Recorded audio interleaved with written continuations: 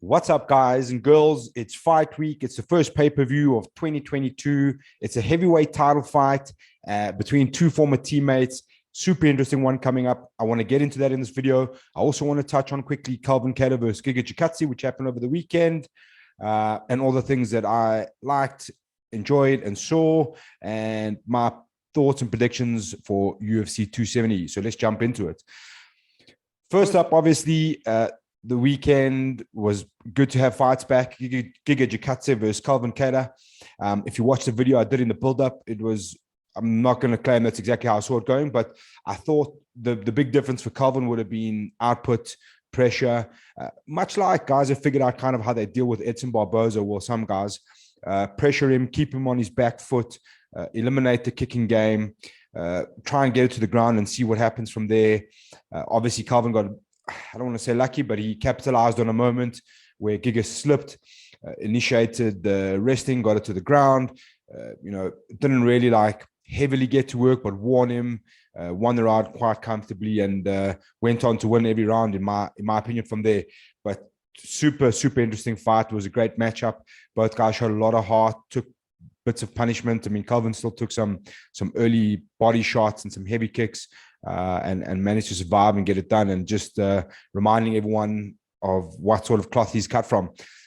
Super tough dude, super talented, and right back in the mix of things. It's interesting to see how guys get sidetracked. Like Giga was calling for a title shot, obviously with Max Holloway being injured, when he had the likes of Calvin Keta in front of him. And I think this happens to guys on the up sometimes. They get a little bit blinded by the big lights and attracted to the bigger fights when they haven't quite made it there. When you think about guys like Islam Makhachev, I suppose that would be the argument. He's still got to go through a bit of a fire before he earns that title shot. Big names, big events, main eventing, and see how he goes from there. And that's kind of the theme I want to talk about for UFC 270 for Francis Ngannou versus Cyril Gane.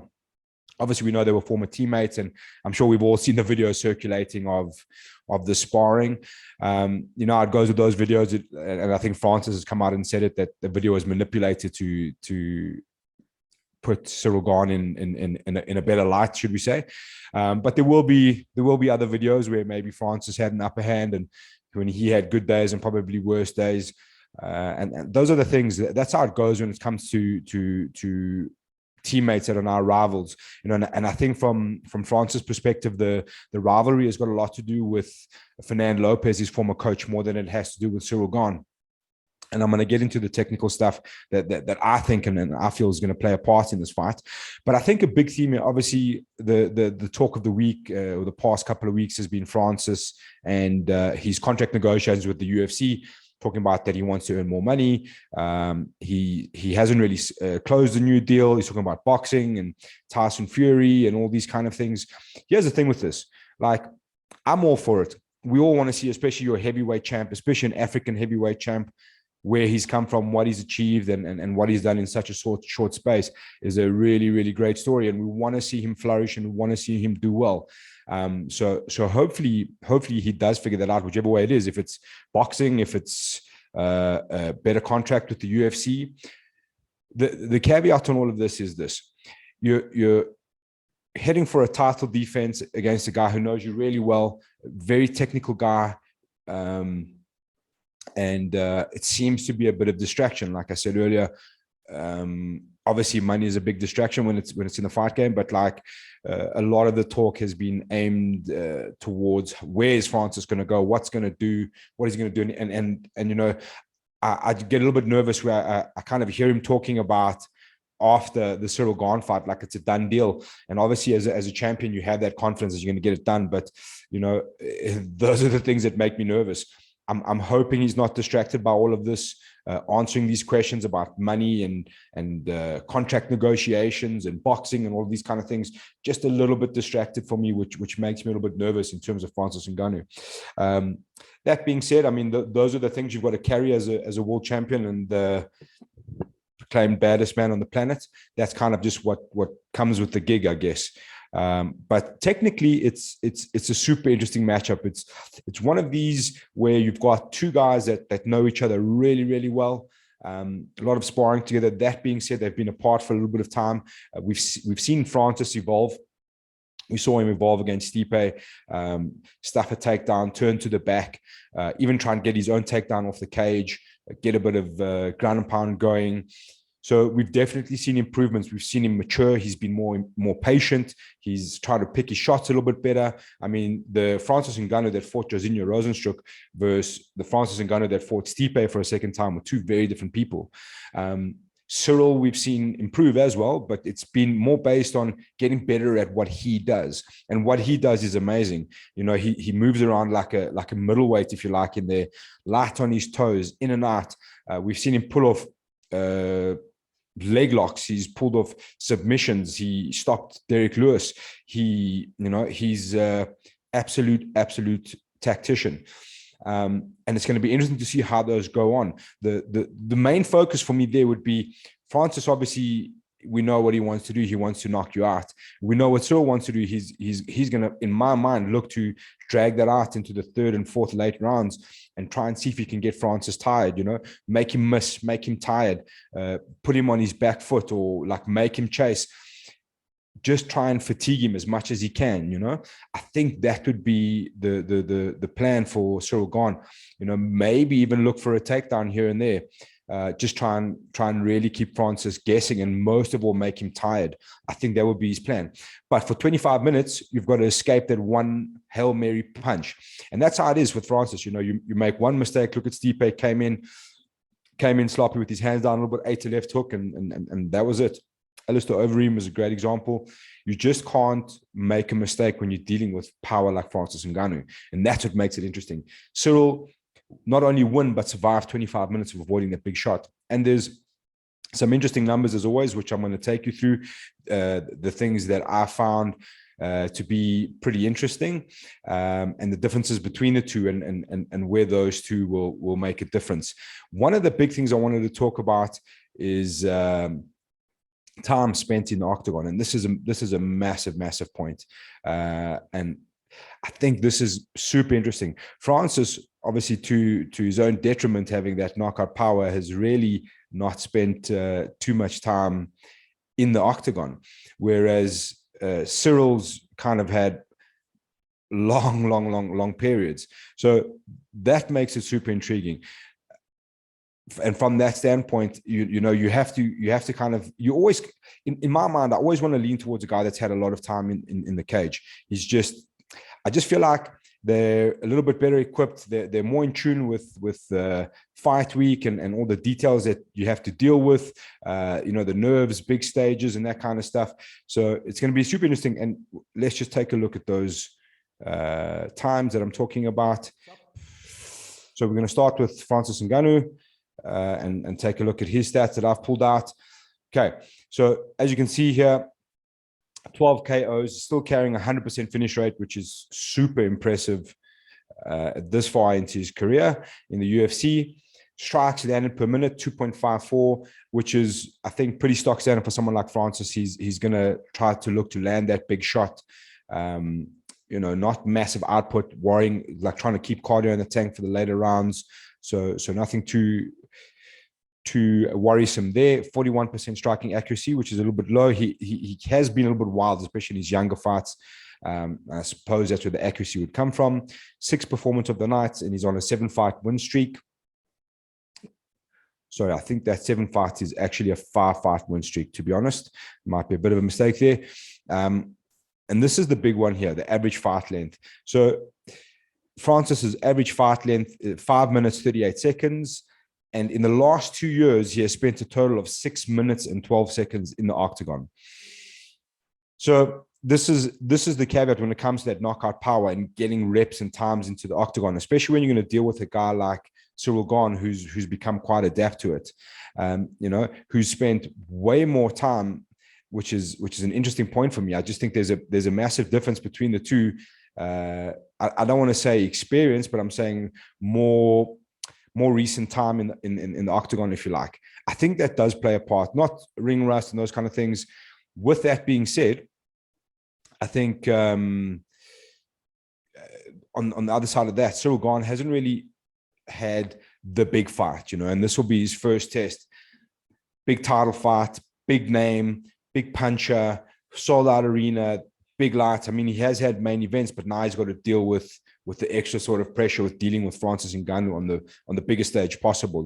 First card of the year. So yeah, a lot of extra pressures for a young guy like Cyril Gane to deal with. Francis has kind of been there already. Just to start on those times, if you look at the average fight length again for Cyril Gane, 15 minutes and 6 seconds average fight time, and he spent 71 minutes and 45 seconds in the last 2 years. I found that super interesting, the difference between time spent in the Octagon over the last 2 years. Obviously, I tried not to base it like with COVID stuff going on, but Cyril has been way more active, and obviously that's his fight style to grind the fight out to win by decision. So a lot more time spent in the Octagon. If you look at his numbers, 70% finish rate, 4 KOs and 3 subs. Like I said, he can do it kind of all. And this is a big one. Strikes landed per minute, 5.37 at heavyweight is super impressive. And that's his game. A lot of long jabs, a lot of kicks behind the jabs, 57% strike. Oh, sorry about that. Poster coming off the wall. 57% accuracy, strikes absorbed. What I thought this would be interesting is you've like I said, you've got to survive and try not get hit with that one big shot from Francis. So strikes absorbed per minute were interesting to me, 2.04 per minute, which is really, really good. If you take that average on 25 minutes, it adds up to quite a few punches from Francis Ngannou if you're taking two a minute for 25. So yeah, good luck to him with that. But that's kind of the way I see it going down. That's the way I think it's going to have to be. Obviously, there will be more nuances in there besides footwork versus power. Two guys emotionally entwined with each other should be super interesting. Those are always going to happen when you former teammates, and the things that have kind of gone on and been said about each other. And obviously, their coach, his pride to some degree, I guess, would be on the line with a young guy like Cyril taking on his old dog in Francis. But yeah, super interesting one. The tail of the tape, physically, these guys measure up pretty much quite evenly, both 6'4". Francis has a 2-inch reach advantage. I suspect Francis will be the heavier guy. I've got it at 255. He does come in a bit heavier at times. Good experience, advantage for Francis Ngannou is 16-3 versus 10-0. And Cyril, who hasn't been defeated yet, which obviously has its pros and cons, I guess, when you get to the big stage. But yeah, massively interesting matchup. Look for Cyril to be really trying to take it to the death, outpoint Francis, take him into deep water, make him tired, and get the job done from there.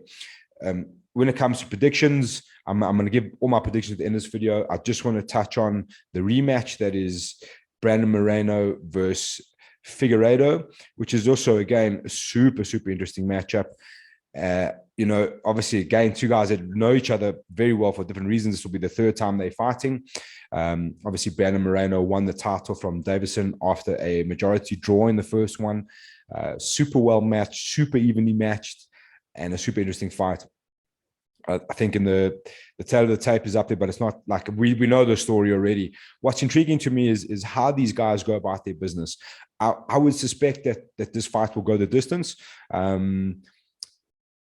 Guys, these two will know where the mistakes can be made and where their opponents will capitalize on. So they're going to be a lot more wary, a lot more attentive to what they're doing, how they engage in close distance, where's safe, where's not safe. I think, interestingly, Brandon Moreno winning by a submission might put Davison Figuereto in a place where he doesn't really want to be on the ground, where perhaps in earlier fights he would have been more comfortable on the ground. But yeah, man, super interesting fight, this one. The previous two fights were some of the best of the years that they were in. Obviously, the short turnaround for December for the first one, and then the rematch. Massively exciting, guys, and really exciting for the flyweight division. So I'm intrigued here. I'm like I said, I'm going to head over to my predictions shortly and tell you my thoughts as I make those picks as to why. But I do think that one in particular will go the distance, purely based on how well these guys know each other. They know where to avoid and what to avoid just intimately having spent so much time in the Octagon together. It's got to be interesting how you deal with these camps, how you focus without becoming obsessed on the wrong things, but knowing strengths and weaknesses on both sides for you and for them. Yeah, it's super interesting. Obviously, Figueredo's had the big change of camp with Henry Cejudo. I don't know if you've heard us talk about this before, but often the curse of the title fight when you change camps, it seldomly works out in your favor. So there's also that X factor as well. Cool. So let's take a look at the rest of the card. The first pay-per-view for the year, UFC 270. Obviously, we've got Francis Ngannou versus Cyril Gane at the top of the bill. I'm going to make some bold predictions here. Obviously, we want our African brother to win in Francis Ngannou. My heart is leaning towards Francis, that he'll find that opportunity to stop Cyril Gane. He'll know enough of where his weaknesses are, but my brain is telling me, Cyril's going to have the right technique, the right tactics, the right footwork, the right mental ability to take the fight the distance and tire him out. So it's a tough pick, but I'm going to go with my heart on this one and pick Francis to win via TKO in the later rounds, like third or fourth, something like that. Brandon Moreno versus Davison Figuereto. Like I said, I think this fight's going to go the distance purely based on how well these guys know each other. And I'm gonna lean on Brandon Moreno to edge it down, probably like a split decision there. Michel Pereira versus Andre Fiallo. Obviously, Michel had a different opponent, which was Muslim Salikov, and unfortunately had to change opponents. I think Andre Fiallo making his debut it's a hell of a debut to make. I think the experience of Michel Pereira, who's, if he just stops all the dancing and stuff, is pretty dangerous. I'm going to go Michel Pereira via TKO. Cody Stamann versus Said Nurmagomedov. Also quite a tough pick, but you've got to lean on the Nurmagomedovs. That's just the way I always pick the Nurmagomedov. So I'm going to say him by decision, Said Nurmagomedov. Those are my picks. I will put that up later on. And then I know the most asked question in fight week always is the times. We're going to have a 1 a.m. early prelim start, 3 a.m. prelim start, 5 a.m. main card on Supersport. Otherwise, you'll catch prelims on Supersport, early prelims available on Fight Pass. Hope you enjoy the fights, my friends. Thank you for tuning in, and we'll chat to you soon. Peace.